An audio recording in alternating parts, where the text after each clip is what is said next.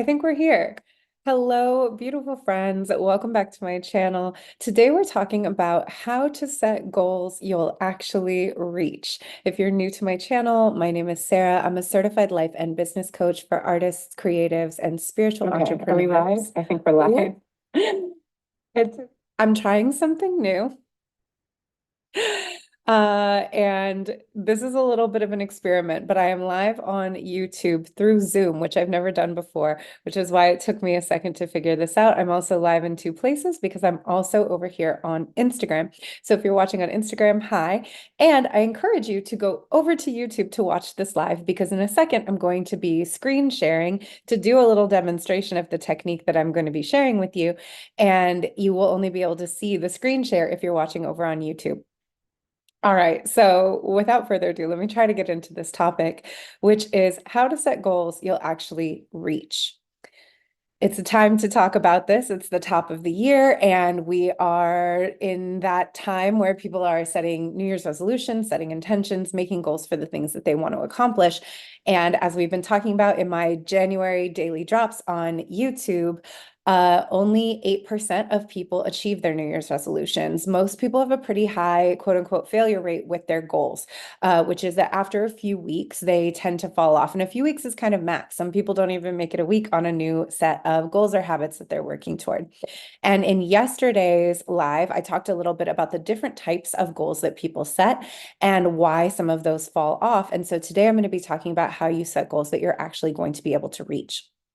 And there are lots of different goal setting techniques. There are SMART goals and all kinds of different ones that help you break your goals down into steps and make them workable. There's a lot of talk about like rewards and reward motivation, and all of those things are really great and really helpful. But the technique that I'm going to be sharing with you today might be one that's a little bit new for you, and it's using the logical levels, also known as the neurological levels, also known as the Diltz Pyramid, to set your goals. And so if you're watching on Instagram, again, I'm going to say go on over to YouTube because I'm about to share my screen.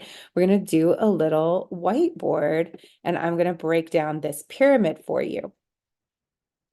So as we're doing this, and I'm just getting my screen shared, I want to invite all of you to hit the show notes if you're watching on YouTube and download a free gift, which is an elemental annual review and planning journal that I created for you as you're thinking about your goals for the year. This journal walks you through a comprehensive review of last year, 2023, and then walks you through setting all of your intentions for the year ahead in 2024. It's really beautiful. It's a fillable PDF, but you can also print it out. I do it every year, and then I started sharing it with my clients.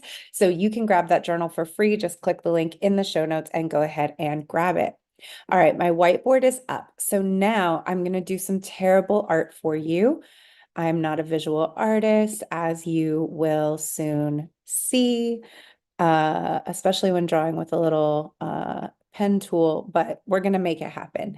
So we need a 1, a 2, a 3, a 4, and a 5. Okay, here's my terrible triangle. I hope you're enjoying that.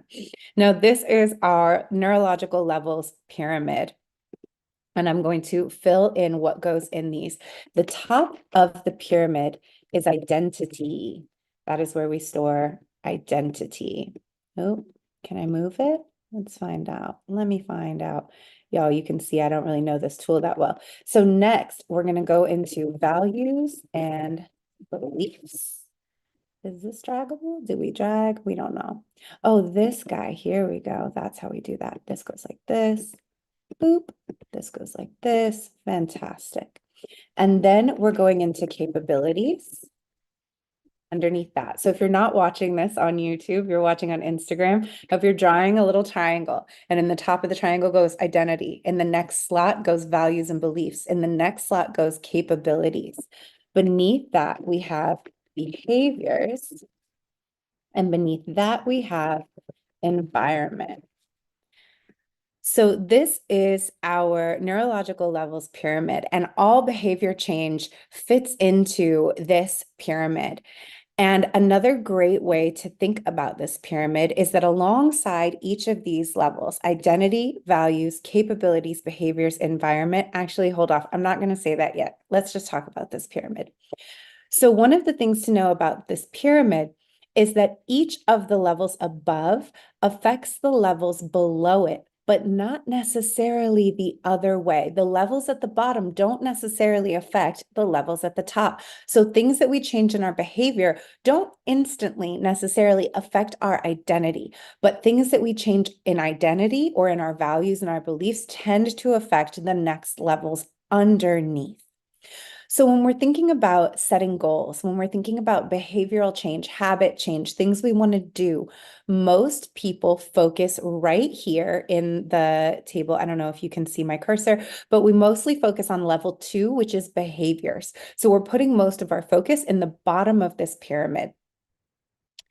And when we're focusing entirely on behaviors, we might be missing some really important components that help us understand why we're making these changes, how to make these changes stick, and how to make them effective. So one of the things that I talked about yesterday was making sure that if you're making behavior change, you're also making environment change. For instance, you're going to stop having sugar. An environment change that's pretty simple would be to go through your kitchen and to clean out everything that has sugar in your cabinets and to donate it all so that that behavioral change is easier to make. Your environment now supports your intention. If it's not in the house, it's harder to get to. I just did this with caffeine. It was very painful. But you can change your behaviors and you can change your environment. If you don't upgrade some of these top portions of the pyramid, identity, values, and beliefs and capabilities, these changes might be short-lived. And so this is what I was going to say before. A helpful way to think about this pyramid is also starting at the top. We go I, and then next we go can or can't. And then next we would say do, and then in behaviors that, and then in environment here. So the statement, I can't do that here, is a really great way to make sure that any change we're making, we're considering the full pyramid all the way down. So again, here's our triangle if you're watching on Instagram: identity, values and beliefs, capabilities, behavior, environment. I can't do that here. So let's think about that statement. I can't do that here, or I can do that here. Identity is I. Who is the I in question that needs to be able to do this behavior, that needs to be able to enact this habit, that needs to be able to reach this goal? The next is values or beliefs. I can or I can't. There's that classic Ford quote, whether you think you can or you think you can't, you're right. So if I believe I can't do something, that's what I believe about myself, about what's possible for me in my life. It's going to make it really hard for me to have ongoing behavioral change because, as we talked about in, I believe, yesterday's live, Gary Mack says, you can't outperform your self-concept. So if my self-concept is I can't do that thing, then trying to do it over time is going to create such a cognitive dissonance that I will have to stop doing the behavior in order to maintain the belief that I can't do that. The behavior and the belief don't go together. We have to make sure we're changing at the level of belief. Values come into that too, because if we're living in a values aligned way, it helps us make really clear decisions about our behavior. A really easy way to think about this is when we are being values aligned in our shopping, right? Sometimes you find out that a certain store you shop from has political views that you really disagree with, or they're involved in practices that you really disagree with, and you might like that store, but you might say, I can't shop here. Right? I do not believe that this place is aligned with my values, and therefore my behavior must change. It wasn't hard to quit shopping at the store. Maybe it was a little challenging, but it wasn't as hard because you believe so strongly in your reason for no longer shopping at that store that it's easier to make that change. So that's what we're talking about with values and beliefs being really high up on the pyramid. The things we believe and the things we value are great places to hone in when we're trying to make change. And then the behaviors are easier to fall in line underneath those things. The next level down is capabilities. That's do. I can or can't Do what? What do I need to be able to do to reach this goal? Do I have the skills that I need to get there? Sometimes this is a really practical one that can be easy to overlook, right? So if your goal is mine right now, I'm going to go live on YouTube every day. That is a fantastic goal for somebody who has a Wi-Fi enabled device with good internet and a good camera and decent lighting, right? If I didn't have those things, I might not have the capabilities to reach my goal, which could set me up to be frustrated with myself for not doing the behaviors when really what's going on is I don't have the capabilities. So I'm going to need to address, do I have the actual capability to do this thing before I can change my behavior? Once I have the capabilities, then it's a behavior thing, right? Let me tell you, I've had this webcam, I've had this laptop, I've had this ring light, I've had my phone, I've had YouTube, I've had Wi-Fi, I've had all the capabilities for a really long time, but I wasn't doing the behavior. Something else had to change in order for me to do the behavior. But once I had the capabilities locked in, I didn't have that as a reason that I couldn't start toward my goal. And so sometimes we need to check, am I trying to ask myself to create a habit that I don't actually have the capability for yet? Another great way to think of this one is with fitness goals, right? So if you set the goal that you're going to run every day, but physically you're pretty deconditioned, running every day may not be a goal that you physically have capability for yet. And a better goal might be, I'm going to walk and stretch every day, and I'm going to start building up my cardiovascular endurance and building up my calf strength and building up my foam rolling of my feet and my calves so that I physically am capable of reaching the goal of running every day rather than expecting myself to be able to jump to something that I may not actually have the capability for. This also ties back into yesterday's live about being really honest with yourself about your current condition as you're setting your goals and making sure that the goal that you're setting takes into context your current life and your current reality. So, the identity, can or can't, your values and beliefs. Do, what do you need to do? That is the behavior. And whether that's moving every day or going live every day or sending a sales email to a client or building up your marketing or starting your business or going to more auditions, whatever it is, that's the behavior that we believe we can or can't do. And then here is the environment. So sometimes the here is really important because it might be something like, when going back to the example of quitting sugar, I can't do that here because I have a household full of roommates and they will not take sugar out of the kitchen. And so I feel like in order to reach my goal, I might have to live somewhere else or live by myself so that I can accomplish this thing that I'm setting out to accomplish. Otherwise, I feel like it's going to be too challenging for me to do in this environment. An environment, unfortunately, can also be a relationship. And sometimes I've encountered this a lot with clients. The I can't do that here might be something like, I can't go after my dream. I can't open my business. I can't become as big as I know I'm about to become in my life and stay in this relationship because the relationship will not support it. And so I can choose, I have to be in this relationship where I stay the way I am, or I might have to leave this relationship in order to reach some of my goals. And that we can tie back to our values and our beliefs. What is really important to me? What do I really believe about life and my path? And how can I adjust my behaviors to align with my values and beliefs? Or are my current behaviors, staying in this place, in this relationship, out of alignment with my values and beliefs? And sometimes when we get clear on that, that makes the next set of actions that needs to happen, which might be leaving the relationship, a little bit, not necessarily easier to do, but more clear that that's the step you need to take, because now you're being honest with yourself that your value about being the most fully expressed version of yourself and going after your dreams and shooting for the stars. And right, like you have these big values about how you want to live in the world, but your behavior is in contrast to those values as long as you stay in this relationship, and that you cannot reconcile those two things anymore if you want to reach these goals. Again, if you're watching this on Instagram, go check this out on YouTube. I'm screen sharing over there so you can see a visual aid of the Diltz Pyramid, the neurological levels. So breaking the pyramid down again, at the top, we have identity. Next, we have values and beliefs. Next, we have capabilities, then behaviors, then environment. And along the side, the phrase to remember is I can or can't do that here. So how this ties into the idea of like how to set goals that you can actually reach is whenever you're setting a goal, I would draw out this little pyramid, just draw it out and break this down for yourself. Who is the I that gets this done? Can or can't? Do I believe that this is possible for me? Which of my values does this tie into?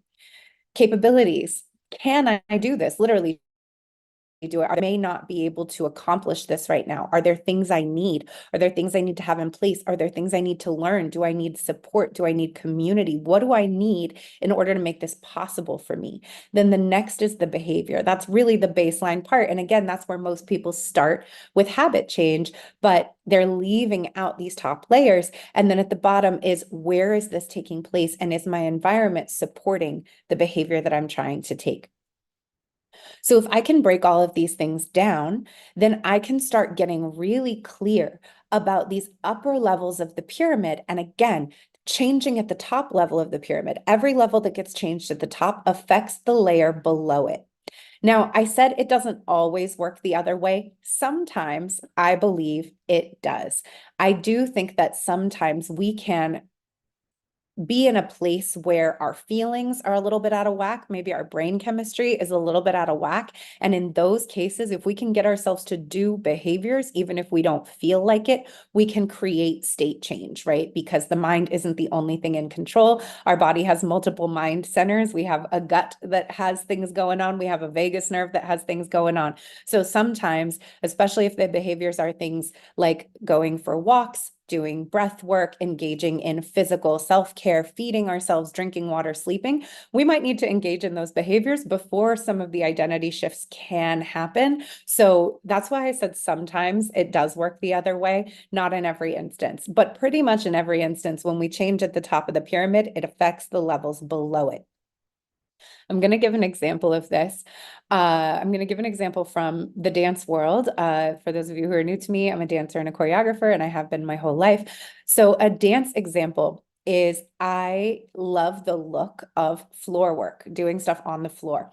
And when I was a lot younger, I hated floor work. That was my identity. I hate floor work. I had some knee injuries. That was part of my identity. I have injuries. And it was very difficult for me to get down and up from the floor, especially smoothly. And I had a lot of fear about it because I was always afraid of re-hurting my knees. So I had a bunch of, I can't do that, right? I can't do that, right down the pyramid. I can't do floor work. I have injuries. I don't have the capability to do that without pain. Therefore, I cannot do the behavior. And here's a fascinating thing about the spell of I can't, right? Those two top levels of the pyramid. I, the person I am now, cannot do that thing that I'm asking myself to do. When we believe we can't do something, why would we try? It's infuriating. Why would you try to do something you know you can't do? That doesn't feel good. We will usually avoid it. We tend to like practicing things we're already good at, which is silly, but it's nice to have that little ego boost of like, oh, I did the stretch where I'm already flexible. I'm not stretching the part where I'm tight. I'm doing the thing I know I can already do. So I get the little bump of, ooh, I'm good at something, which is not necessarily going to get us the outcome that we want. Sometimes we have to stretch ourselves a little bit. So when I had that identity, I can't do that. I can't do floor work.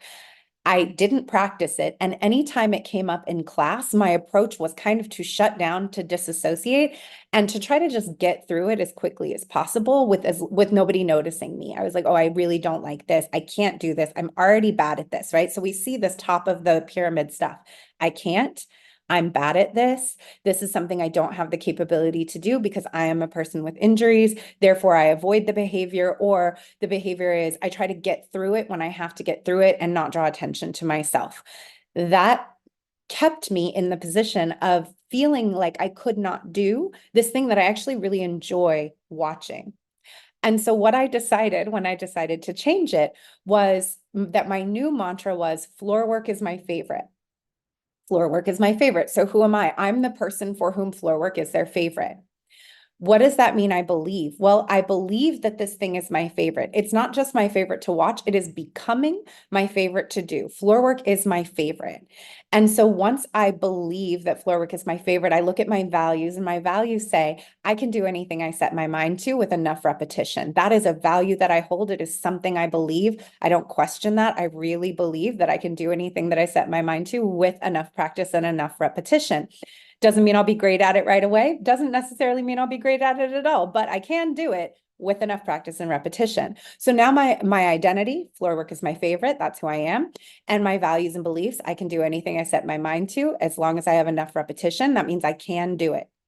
The capabilities become, I'm going to need to practice and I'm going to need to explore, but I like practicing and I like exploring because floor work is my favorite. The behavior. Every dance I choreographed for a while, I put floor work in that choreography, which forced me to practice it over and over and over again. I knew I wouldn't practice drills necessarily, but I would practice it in the context of a dance. And so every piece that I choreographed, I put floor work in. That was the behavior that made me practice. And then over time, what I found was that floor work really did become my favorite. I really did increase my capability with it. And I became a person who is now known in my dance community for my floor work. It is something that people ask me to teach. It's something that people really enjoy. But where that habit, I wouldn't have been able to, I don't think, get to that result if I had started with the intention to just start practicing floor work before I started with changing at the identity level from I'm a person who can't do that to floor work is my favorite and that is my identity.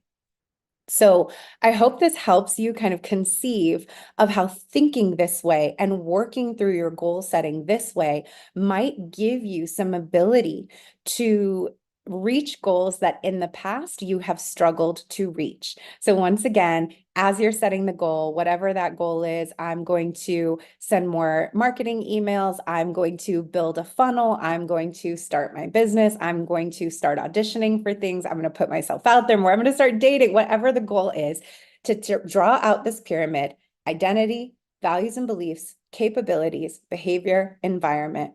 I can or can't do that here.